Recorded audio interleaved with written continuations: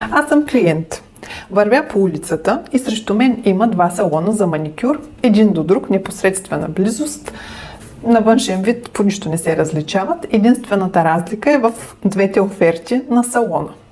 На единият пише с големи букви маникюр минус 20% само днес. На другият пише маникюр минус 20%, индивидуална консултация с клиента, установяване типа кожа на ръцете, бонус спа терапия за ръце и крака, индивидуално отношение към всеки клиент, избиране на подходящ материал за ногти, подходящ цвят, дори може бонус кафе. Всичко това е описано под офертата минус 20% на втория салон за красота. Вие къде бихте влезли? Естествено, във втория салон. Там офертата е по-примамлива. Дори вие не знаете каква е цената нито в единия салон, нито в другия салон.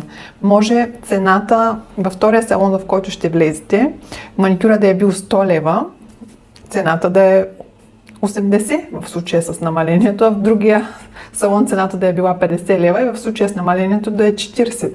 Вие дори не знаете тази цена и не ви привлича намалението, а ви привлича неустоимата оферта, която ви предлага салона. Така че предложете на клиентите си неустоима оферта. Добавете стойност от себе си, сервис, масаж на ръце и така нататък. Представете тази услуга, която предлагате по най-добрия начин и така клиентът ще избере вас.